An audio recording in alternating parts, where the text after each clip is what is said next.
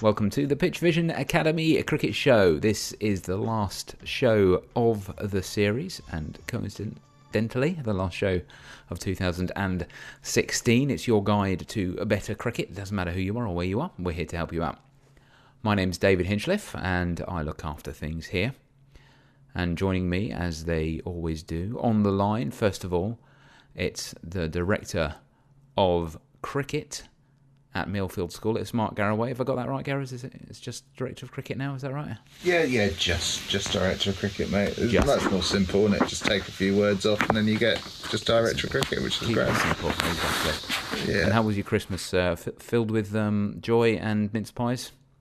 Yeah, not so many mince pies, I have to say. The only time I could ever entertain a mince pie is if it's covered in brandy butter, which one was. So I'm one mince pie down, and that will be my end. Secondly, it's the cricket professional at Portsmouth Grammar School. It's Sam Lavery. Hello, Lavers.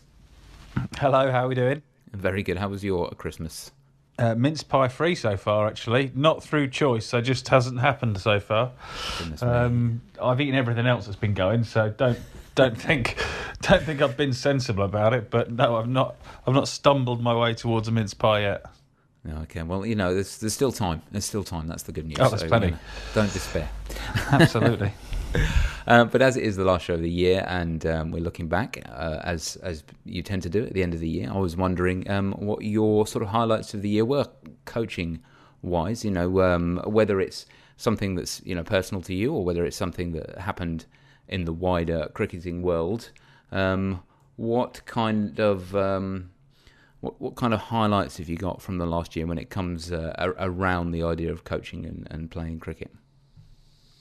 Well, one of my highlights actually isn't to do with me. It's to do with nothing to do with me at all, actually.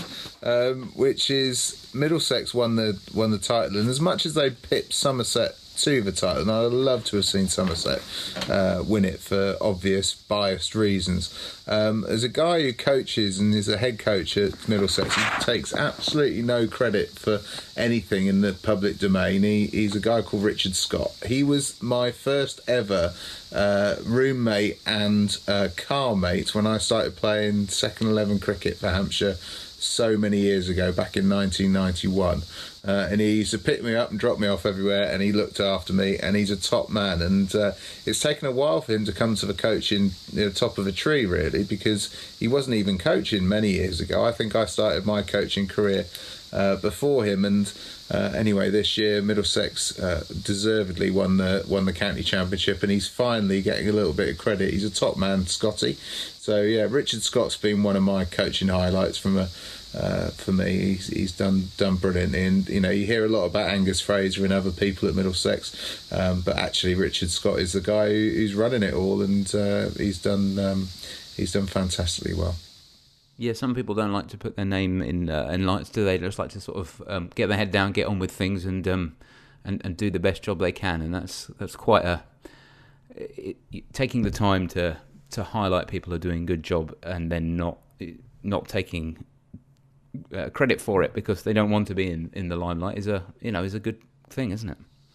It's a really good trait, and it's one that he's had that for a long time. Even when he was a player, he was very good at projecting others rather than himself when he was playing. So it's no surprise to me that. But I just think he deserves a lot of credit because they haven't won a title since '93, and they've worked really hard over the last few years. He's been absolute cornerstone to that. But obviously, some bigger names from the playing side of things that have gone into coaching take more of a credit now, and they do a great job. Don't get me wrong, but I'd like to put Scotty up there as doing some great stuff in 2016 and getting the rewards. What about you, Lavers? What springs to mind for you in cricket coaching in the last 12 months? Well, I'm going to change mine because Scotty was going to be one of mine as someone who was a predecessor to one of my my previous jobs. Actually, I was head coach of the Navy for about 3 years. probably until about 7 or 8 years ago now, probably about 8 years ago, and Scotty was in the role before me, so I followed on from him. And Gareth is right, that was actually, even though he was probably in the role from about 2005 to 2008 or something around that kind of region. That was pretty early days in his coaching career, actually. And I don't think he'd done. I think he'd done a little bit before that, but I don't think he'd done lots and lots before that. And I then followed him in there with a great group of guys, and he's done fantastically well to progress to where he is, and we've talked about that already. But he was one person I thought deserved a mention. The other thing, which is probably more of a personal note, is I was thinking about how do I look at the group of players that I've got, and what's been different, or what's impressed me with the people I've worked with. And I think that the area that I'm particularly enjoying at the moment is the work that we're starting to do more with the girls' side of cricket.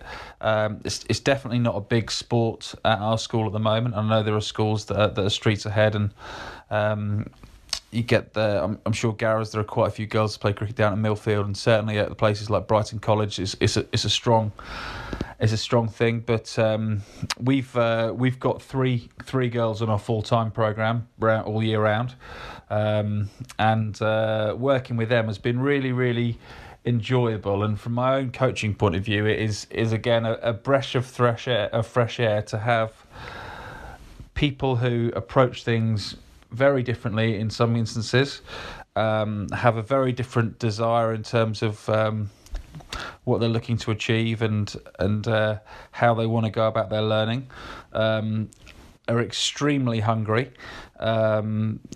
Not all of them necessarily desperate to go all the way to the top, but extremely hungry just to be as good as they can be, and really, really honest in the way they think about their cricket. And working with those three in particular, and we've got quite a few other girls who do play the game, but those three has been fantastic, and one of them's made the county side, and one's just on the fringe of England under 17 stuff, has been included in a fast bowling programme with England, and the other one's in the England Academy. So it's been extremely rewarding to work with them, and great to see how committed and how good people can be at learning and improving themselves, and offering obviously a little bit of support to them. But a lot of what they do is work they've done single-handedly up until now, and is still largely due to their own commitments and their own input. So really, really enjoying having them on board, and hopefully we will see a lot more of them in the coming years. Mine wasn't. I was going to pick one thing. It's not a specific person or a specific group of people. It's the kind of the way that things have gone towards much greater experimentation in the last year. I feel like the freedom to experiment has never been greater. Cricket is one of those games where you have a lot of people who know all of the answers all of the time, and that idea of experimenting and saying, actually, I don't know, but I'm going to try and find out is relatively fresh in the game, I think. And yet this year it's really sort of moved forward, and people are. I feel like generally that certainly the people I'm around feel like that they have a lot more freedom to experiment, a lot more freedom to look into things and work things out, and whether that's doing it through their mindset or numbers, statistics and data, or whether it's doing it through just getting into the nets and hitting balls and bowling balls and trying things. Whatever works for them, it's a lot more. The overarching philosophy of it is, let's get out there and experiment and find out what works, what doesn't work, and push aside all those dogmas and say, okay, well, if we're starting from a completely clean slate here, where would we start? Let's forget about what we should be doing, and let's look at what actually works.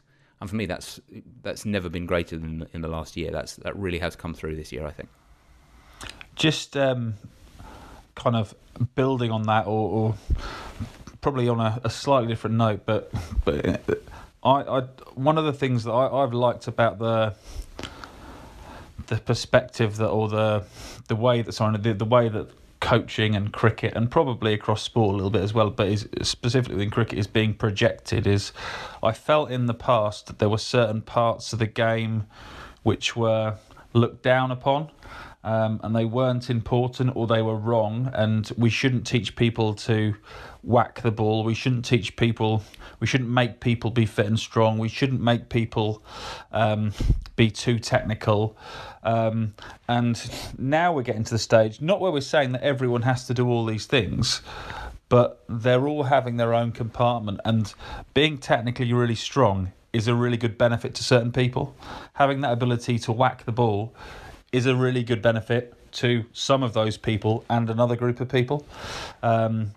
Being fit and strong is a really useful thing for certain people, but other people can get by without it. But I'm seeing less of people saying no to things and more of people saying yes and embracing things, and not necessarily feeling that everyone has to do everything. But we've all been there when being aggressive and whacking ball, that was a bad thing to do. You can't be doing that, especially me growing up in Yorkshire. You were told this is how you do, you're going to bat in a certain way.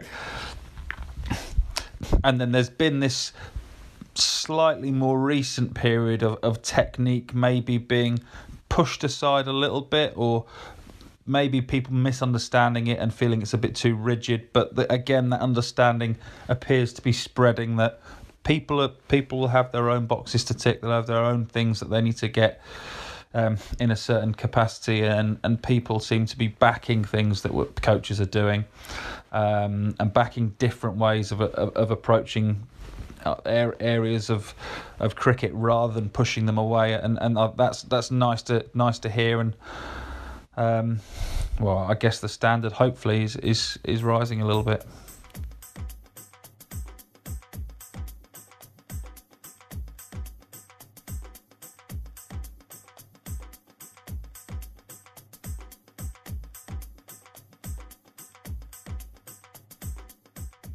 Okay, let's enter the last question section of the year, and the way that this works is pretty straightforward. You send in questions to us, we answer those questions, and then we choose a winner of a prize, which is the best question of the week, and it's an online coaching course from PitchVision Academy at pitchvision.com.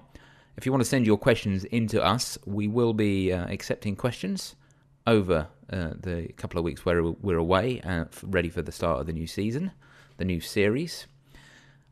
So you can email coach at pitchvision.com if you want to do that. And you can also get us on social media, which we'll tell you about towards the end of the show. And Samarth is the first person who's sent in a question this week. And he says, "Hey guys, one stupid question, but I have to ask. How much power do we put into a drive? If we put too much in, then the bottom hand spoils it. And if we don't put enough in, then we don't get any power. So what do we do? And how high should the bat go for a high elbow?" He's concerned about the power of his drives, I feel. What can we do for him? Sounds like a Garaway one for me. Well, it's maybe. I'll give it a go. It sounds to me that your notion, and I might be misreading this, Samarth, but your notion is that we get our power from our arms, is what I'm picking up from it. So our arms and our hands.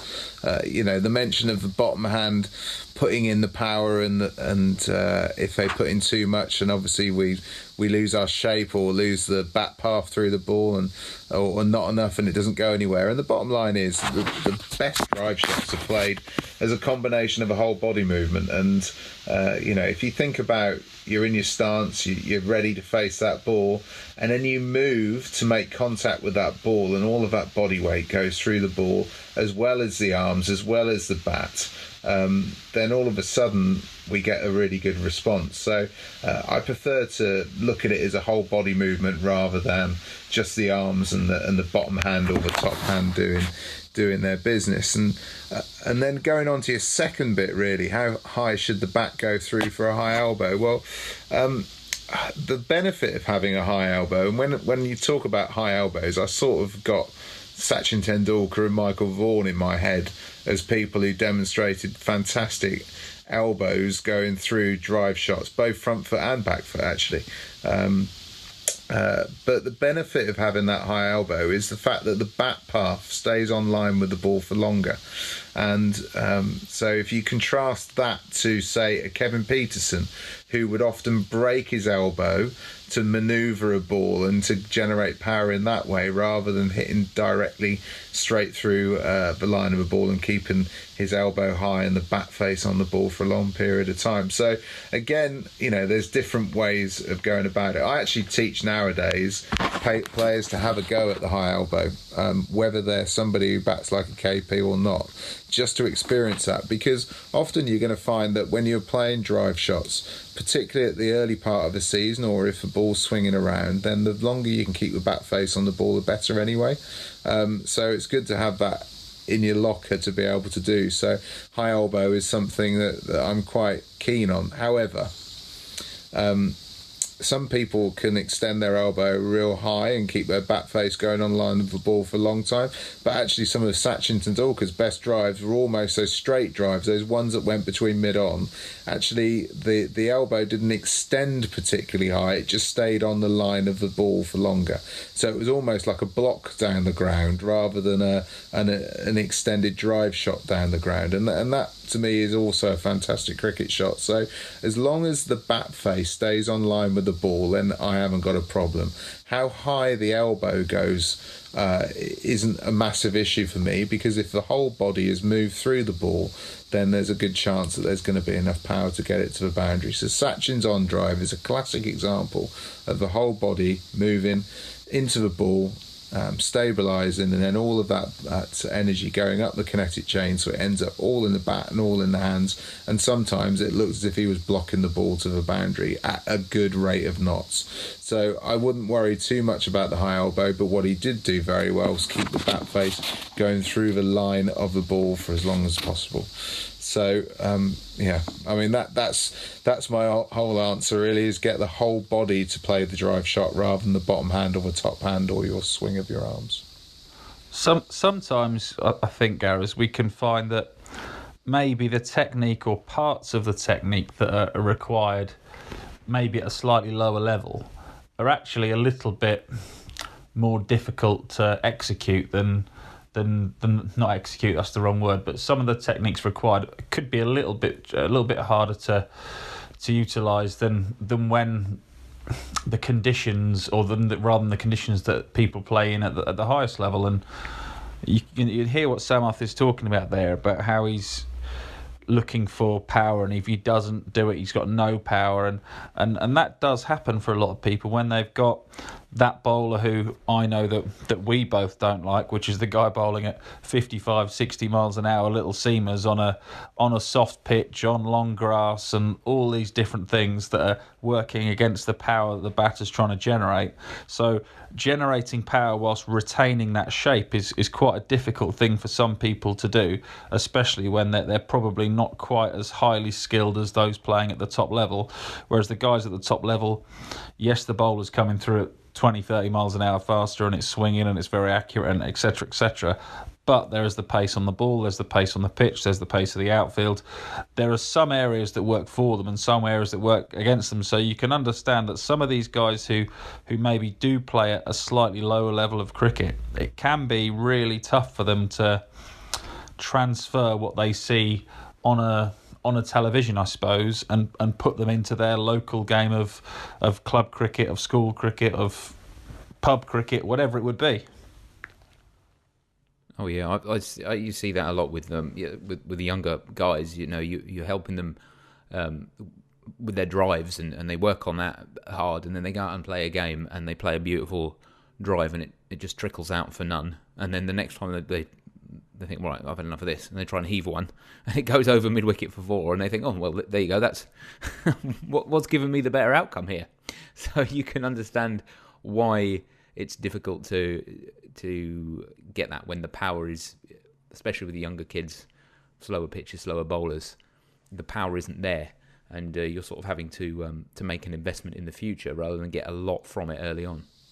Yeah, no, I get all of that, and I think it's a really good point you make, Sam. And again, I'm going to go to the top end of the game here, but Matthew Hayden was unbelievably good when the pitch was slow.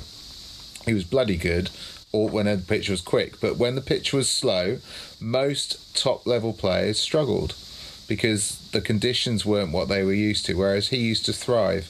And one of the things that he used to do was walk at the opposition bowlers coming at him.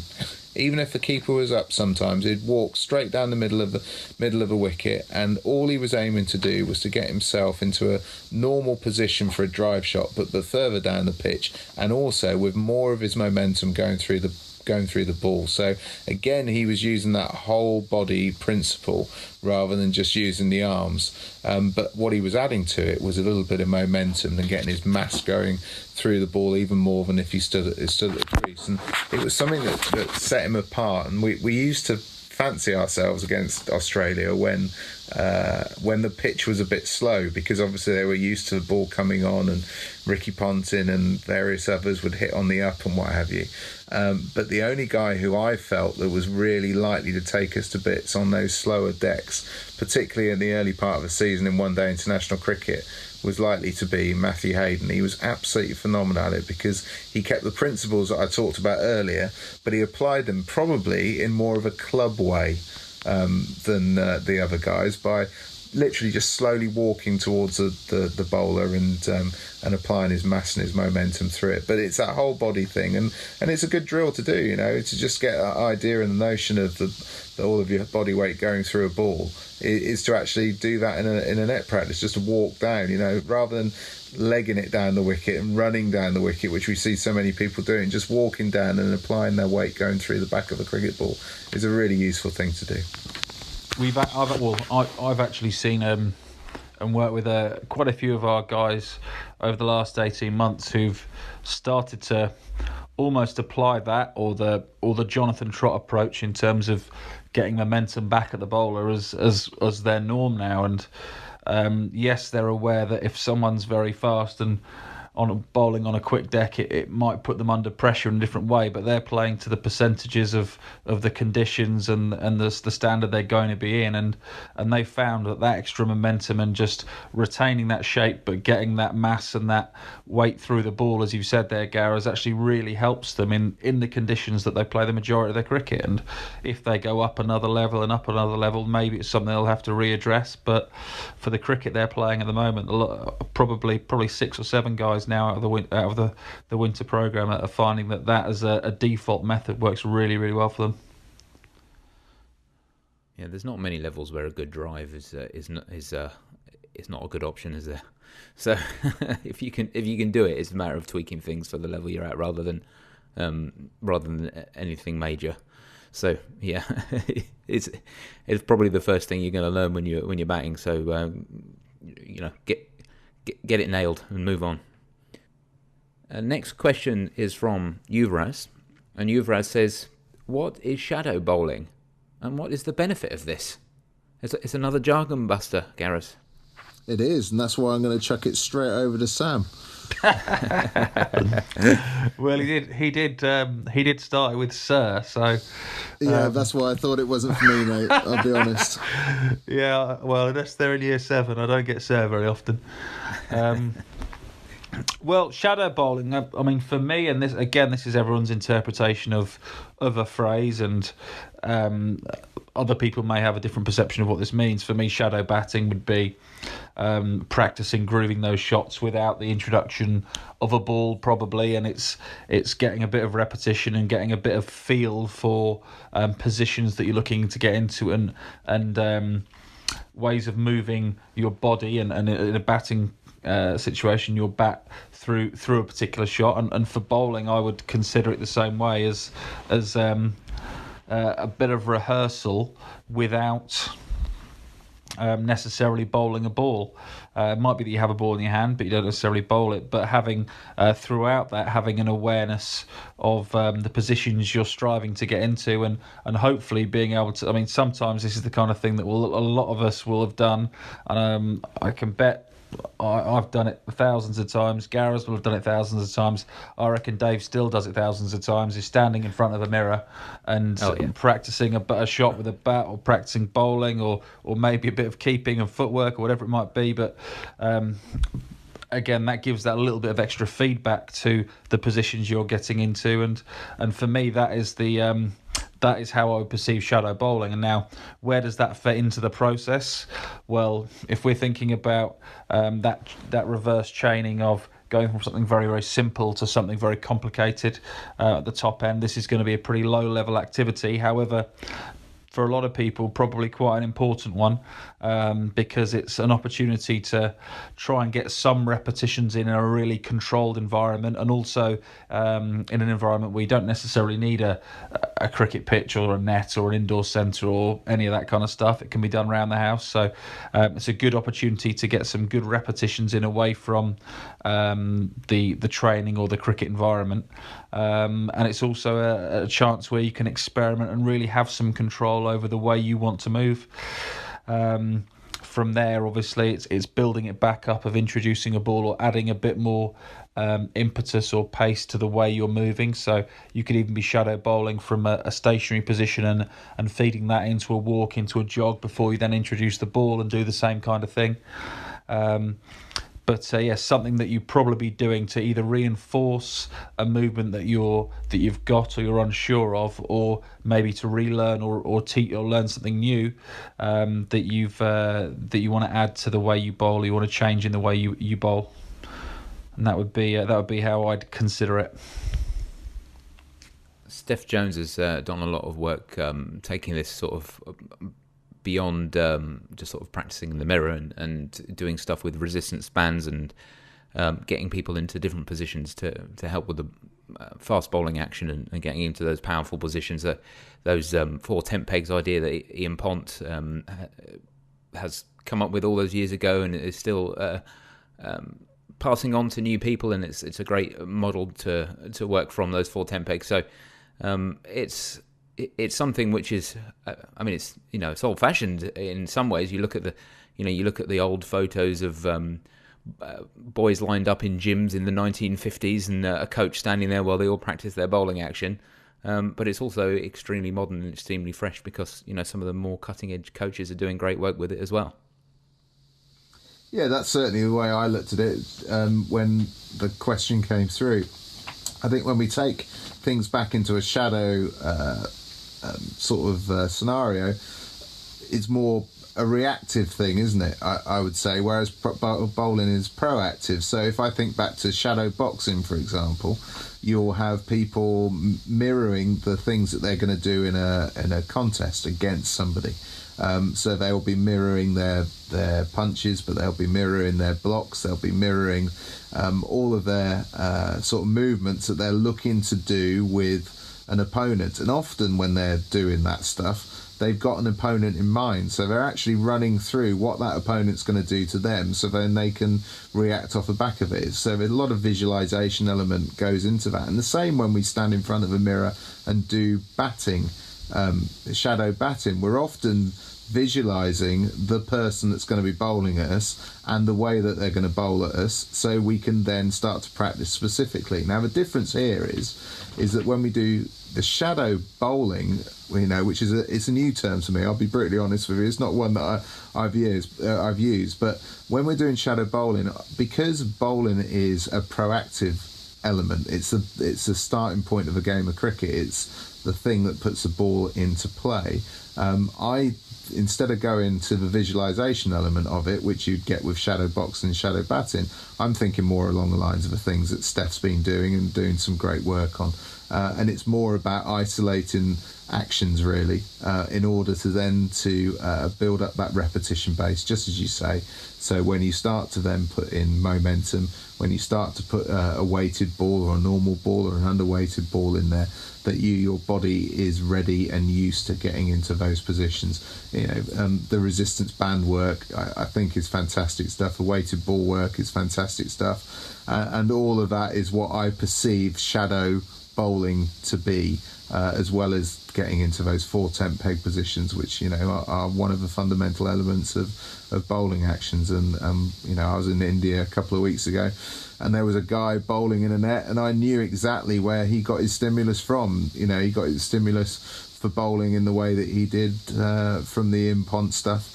And also from looking at Steph stuff online. So a lot of it is based around doing those positions, also then putting some resistance and overloading into it to be able to then do it once you get into actually bowling at somebody or bowling at target. So that's my perception of it. But shadow to me is about reaction stuff rather than necessarily the proactive element to it.